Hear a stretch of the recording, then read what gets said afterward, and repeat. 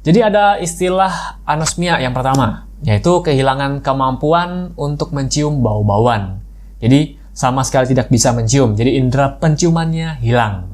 Halo Sobat Sehat, jumpa lagi dengan saya Dr. Sung. Nah, pada video kali ini saya akan membahas beberapa istilah yang sering Anda dengar atau Anda baca ya di media online ataupun media offline, yaitu beberapa istilah seperti anosmia, kemudian parosmia, hiposmia, ya seperti apa? Tonton setelah yang satu ini.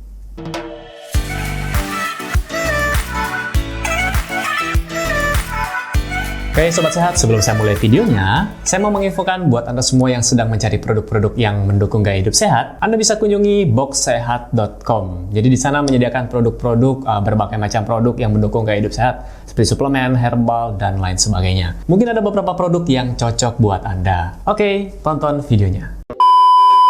Sobat Sehat, mungkin Anda pernah membaca atau mendengar dari surat kabar seperti ini, atau yang satu ini.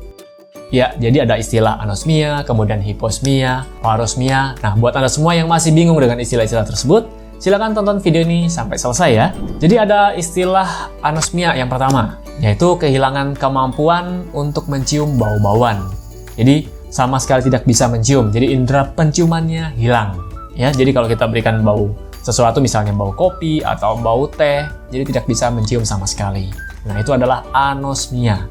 Kemudian ada namanya hiposmia. Nah, kalau hiposmia, ini terjadi penurunan kemampuan untuk mencium. Jadi, penurunan kemampuan penciuman. Jadi, kalau kita memberikan suatu rangsangan bau-bauan, masih bisa mencium, cuman tidak setajam waktu normal. Jadi, ada terjadi penurunan di sana. Kemudian ada namanya hiperosmia, ya. Jadi, gangguan penciuman yang lebih sensitif atau lebih peka terhadap bau-bauan tertentu. Ngomong-ngomong soal ini, penciuman yang tajam, saya jadi ingat salah satu karakter di film Kimetsu no Yaiba, yaitu Tanjiro. Ya, ini efek tinggal di rumah kelamaan kayaknya. Jadi nonton serial anime. Oke, jadi buat Anda yang sudah nonton, silahkan komen di bawah, ya, kita sama. Dan kok jadi bahas film? Oke, kita lanjut ya. Kemudian, gangguan penciuman yang berikutnya adalah parosmia. Nah, kalau parosmia ini adalah gangguan penciuman di mana penderita ini akan merasakan aroma yang tidak semestinya. Contoh nih, misalnya kita memberikan bau durian atau bau roti panggang. Jadi dia akan mencium bukan bau durian atau bukan bau roti panggang, tapi bau yang lain. Jadi rasanya aneh gitu. Jadi bukan bau yang semestinya. Jadi itu namanya parosmia. Kemudian ada lagi namanya pantosmia. Nah, kalau ini tidak ada rangsangan bau, tapi penderita atau pasien akan merasakan bau. Jadi misalnya di suatu ruangan tidak ada bau apa-apa, tapi pasien akan merasakan seperti bau asap mungkin atau bau-bau yang lainnya. Ya, jadi seperti berhalusinasi. Dan biasanya orang-orang yang mengalami kehilangan penciuman atau penciumannya menurun, ya, atau justru berubah. Nah, biasanya orang-orang ini akan mengalaminya sendiri dan biasanya akan bertanya kepada dokter, "Dok, kok penciuman saya menurun atau hilang?" Nah, apa yang perlu saya lakukan?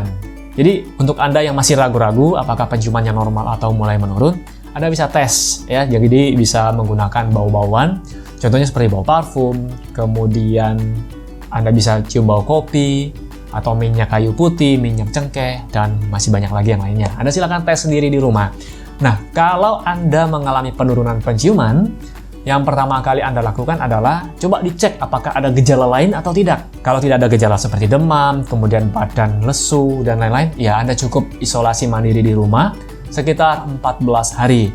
Mungkin dugaan pertama kita adalah COVID, oke? Karena sekarang lagi era pandemi COVID-19, jadi kita patut curigai yang pertama adalah hal tersebut. Tapi kalau ada, misalnya ada demam dan lain-lain, Anda segera kunjungi ke dokter.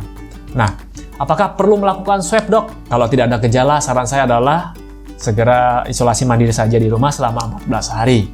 Tapi kalau Anda muncul gejala, misalnya demam dan lain-lain, Anda harus kunjungi ke dokter atau ke rumah sakit. Silakan lakukan tes swab untuk memastikan apakah Anda COVID atau penyakit yang lainnya. Sekali lagi, yang ingin saya sampaikan kepada Anda semua, gangguan penciuman atau penurunan penciuman itu bukan hanya milik COVID-19, ya. Jadi buat Anda yang sedang mengalami gangguan penciuman pada saat ini, ya kita bisa berpikir pertama kali adalah COVID-19. Kalau tidak ada gejala, Anda bisa Maksud saya kalau tidak ada gejala yang lain-lainnya, tidak demam, tidak lemas, tidak penurunan nafsu makan tidak ada, Anda bisa isolasi mandiri di rumah selama 14 hari. Tapi kalau Anda harus ketemu orang, ya sebaiknya lakukan swab dulu. untuk memastikan apakah Anda COVID atau tidak. Tapi sekali lagi, walaupun hasil swabnya negatif, Anda tetap harus menggunakan masker dan jaga jarak. Dan saran saya yang terakhir adalah tetap lakukan latihan. Jadi buat Anda yang penciumannya menurun atau hilang, setiap hari lakukan untuk mencium aroma yang berbeda, minimal 4 macam aroma ya. Jadi silakan Anda cari sendiri, bisa parfum, bisa minyak kayu putih, kopi, dan lain-lain. Atau Anda juga bisa konsultasi dengan dokter THT. Oke, semoga informasi ini bisa bermanfaat buat Anda semua, dan saya harap Anda semua bisa mengerti penjelasan singkat saya tadi. Sampai jumpa di video saya selanjutnya. Salam hebat luar biasa.